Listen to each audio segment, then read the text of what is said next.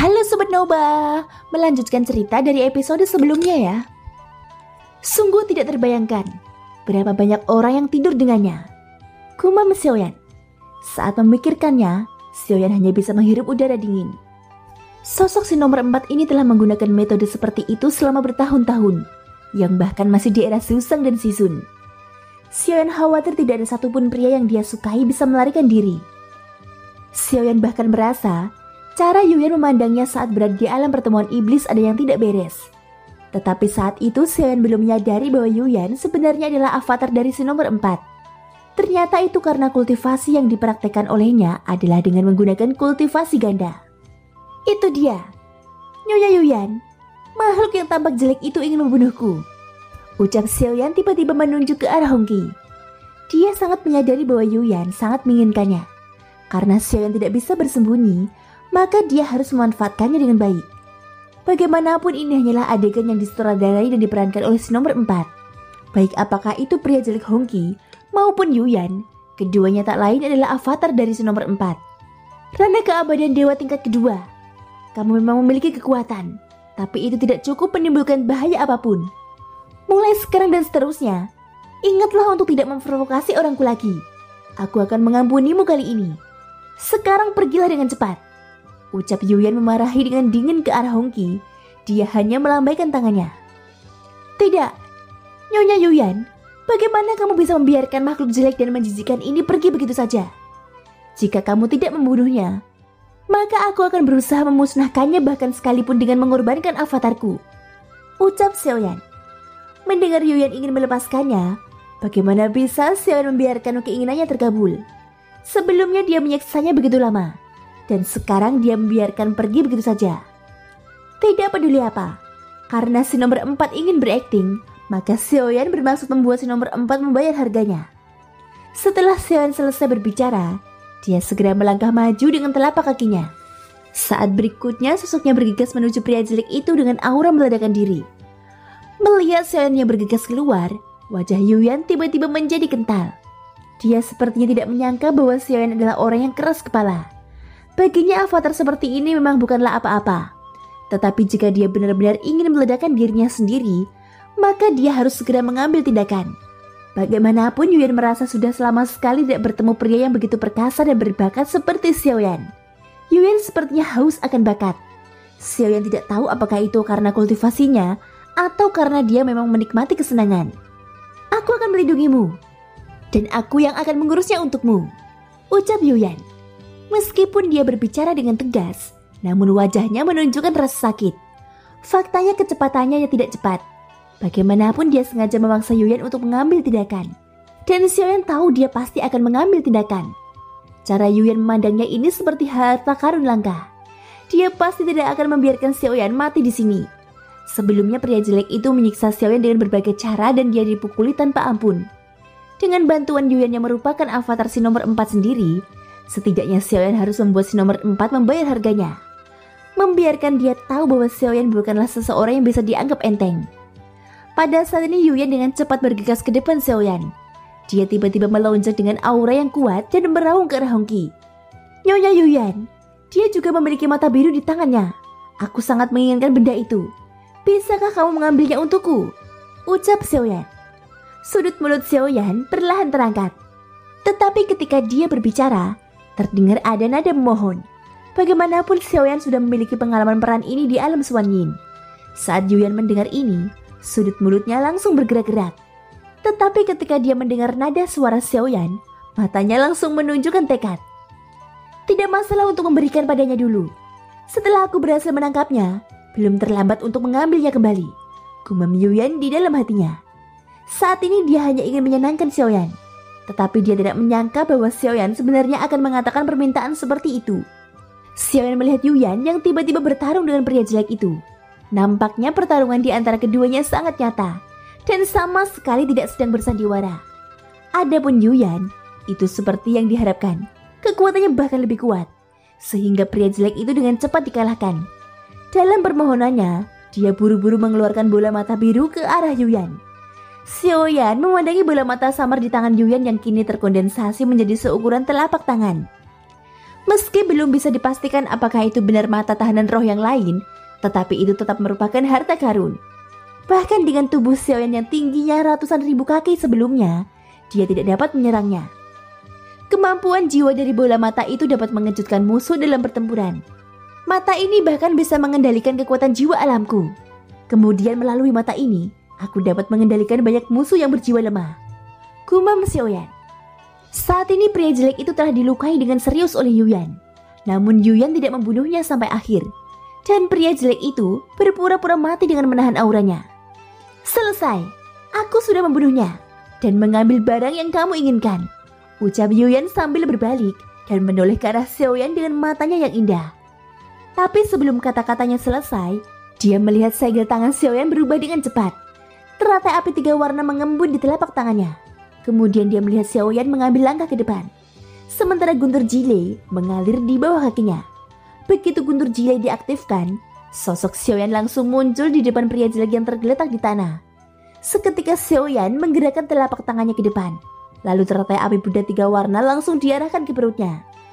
Segera Xiaoyan bergerak mundur. Di saat yang sama dia juga meminta Yuyan untuk mundur menghindari ledakan. Yuyan bahkan tidak sempat bereaksi ketika menyaksikan apa yang dilakukan Xiaoyan. Saat berikutnya teratai api Buddha 3 warna tiba-tiba meledak. Nyala api yang tak berujung membentuk teratai api yang besar, yang menghancurkan dan menelan semua yang ditutupinya. Nyonya Yuyan, bagaimana menurutmu dengan apa yang aku lakukan? Pria jelek ini kelihatannya menjijikkan. Biarpun kamu telah membunuhnya, aku juga ingin menghancurkannya menjadi abu. Kalau tidak, aku tidak akan mampu mengatasi belenggu di hatiku ini, ucap Xiaoyan berbicara dengan nada tertekan. Seolah-olah dia telah dianiaya secara besar-besaran. Melihat pria jelek yang ditelan teratai api, wajah Yuyan merasakan sakit. Sebelum Yuyan bisa menjawabnya, Xiaoyan bergegas ke dalamnya lagi sambil membawa penguasa Suan untuk melihat apakah dia sudah benar-benar mati. Sungguh kerugian besar. Gumam Yuyan tersenyum pahit. Dia mendengar suara menderu dan kekuatan jiwa terus mengalir ke dalam nyala api. Yuyan juga melihat guntur yang tak terhitung jumlahnya mengalir deras di udara. Ketika Yuyan melihat ini, sudut matanya tiba-tiba berkedut. Dia dipenuhi kebencian. Ini lebih dari sekedar menghancurkan tulang dan menghamburkan abu. Dia bahkan tidak ingin meninggalkan abunya kepada pihak lain. Mengapa ada reaksi yang begitu besar? Apakah aku sudah bertindak terlalu jauh? Gumam dalam hati Yuyan. Dia tidak tahu apakah harus tertawa atau menangis.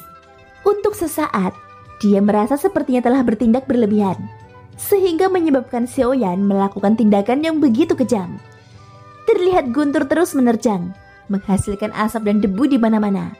Setelah beberapa saat, terlihat tubuh Xiaoyan perlahan muncul keluar dari kepulan asap dan debu, kemudian dia tiba di depan Yuyan. Hehehe, aku merasa lega sekarang. Pria jelek ini tidak akan pernah bisa dibangkitkan lagi. Aku sudah membakar sisa jiwanya menjadi abu. Nyonya Yuyan, terima kasih banyak karena telah datang menyelamatkanku. Kalau tidak, aku tidak punya pilihan selain meledakkan diriku sendiri untuk memusnahkan orang ini, ucap Xiaoyan. Setelah Xiaoyan selesai berbicara, dia mengepalkan tinjunya dan menangkupkan tangannya ke arah Yuyan dengan ekspresi serius. Tampak sudut mulut Yuyan bergerak-gerak sedikit.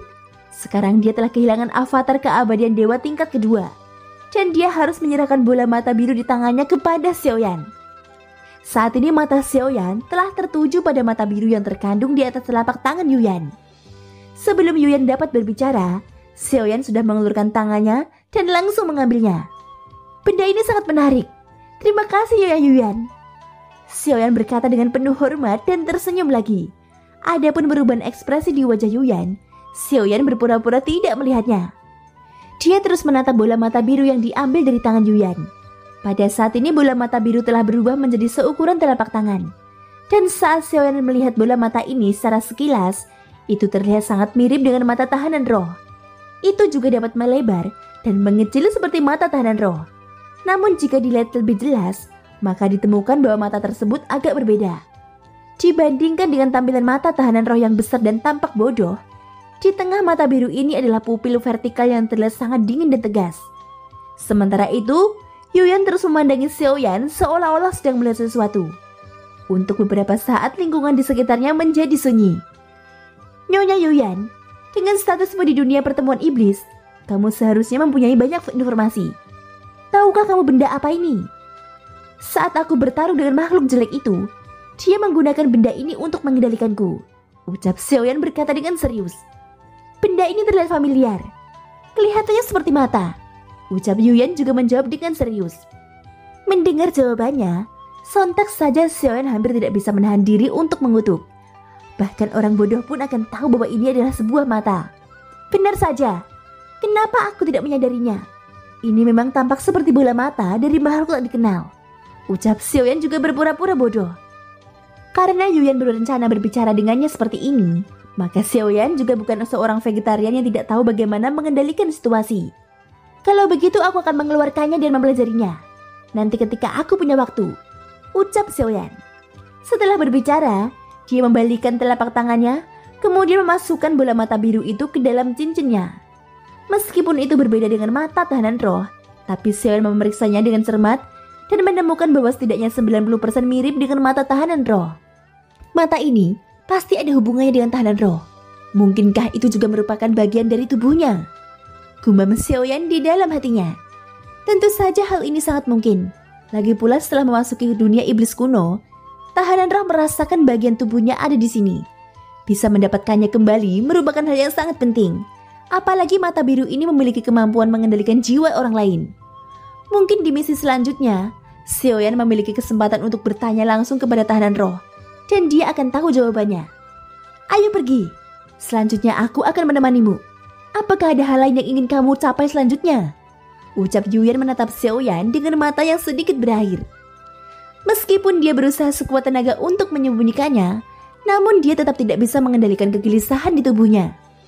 Misi membunuh 3 penguasa istana yang dikeluarkan dunia pertempuran iblis telah diselesaikan. Namun harta pilar surgawi belum ditemukan, ucap Xiaoyan. Dia secara alami dapat mendeteksi mata Yuyan, tetapi dia memilih untuk mengabaikannya dan kembali berkata dengan nada serius. Adapun Yuyan, dia masih terobsesi dengan Xiaoyan. Masih membutuhkan sepotong kue ya? Ucap Yuyan tiba-tiba menjadi centil. Saat berbicara, dia tanpa sadar mendekati Xiaoyan. Xiaoyan menatap Yuyan yang semakin mendekat. Dia tiba-tiba berbalik dan membuat gebrakan melihat sekeliling. Sepertinya ada satu lagi yang kurang.